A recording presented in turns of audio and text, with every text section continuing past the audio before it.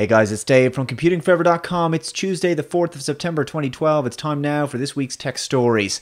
Apple have sent out press invites to the media announcing their keynote event on the 12th of September. Based on the invite image, there is a hint that the iPhone 5 will be unveiled on that date. Now, there are a couple of things to consider about this announcement. One is the fact that I won't be here next week to make a video about it because I'll be on vacation in Barcelona. And the second thing is that there have already been 5 iPhones. The 2G, 3G, 3GS, 4 and 4S.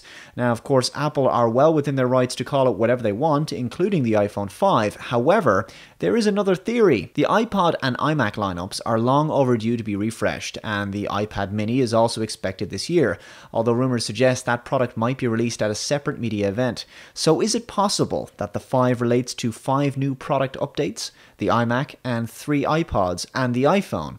It is plausible considering there is usually an iPod event in September. However, this probably won't happen, considering the fact that the iPhone is a flagship device and really deserves an event all of its own. But who knows? There are supposedly 8 products that Apple are planning to release in this 4th quarter, and bundling a big chunk of them all into one event might be a convenient way to go. Next up, Razer Blade may not have caused quite the splash they were intending when they launched what they billed as the world's first true gaming laptop last year. I also don't think that their marketing department is going to win any awards for originality when it comes to their promo videos either.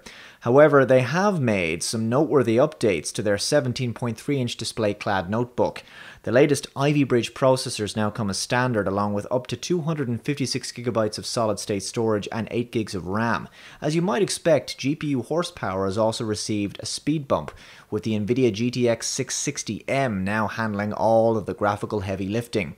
Of course, what makes this machine so unique is the 4.05-inch capacitive LCD touch panel built right into the keyboard, which provides in-game information. It also functions as a secondary display, allowing you to multitask while staying in the game. Additional upgrades include improved cooling, optimized speakers, and USB 3 ports that allow you to charge the machine even when it's turned off. The system weighs 6.6 pounds and measures just 0.88 inches thick. This second-generation Razer Blade gaming laptop is available now to pre-order for $2,499, which represents a $300 saving on last year's model. And finally, I'll leave you with the results from my most recent tech poll on computingforever.com. I asked you, which new tech product are you most excited about? 142 of you took part. Thank you very much for your participation.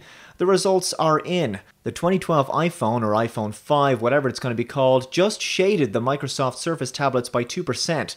The new iMacs and Windows 8 were 3rd and 4th, followed by the iPad mini with little interest in the HTC Desire X2, 13-inch MacBook Pro with Retina display, Windows RT, Mac Pro, and Kindle Fire 2. That's it for now, guys. Looking forward to your comments on these tech stories. As always, be sure to follow Computing Forever over on Facebook and Lax78 on Twitter. And check out this week's Dave Knows Stuff video, in which I talk about the Emerald Isle Classic from Dublin. Link below in the description, or follow the annotation at the end of this video. Thanks for watching, and I'll see you next time. Bye-bye. In rugby, when the ball carrier is tackled and goes to ground, the ball is contested at the breakdown, recycled, and play continues instantly. In American football, they like to stop and have a chat about it for a few minutes. Now, initially I found this very frustrating, but after a while that feeling went away and was replaced by a warm fuzzy happy feeling.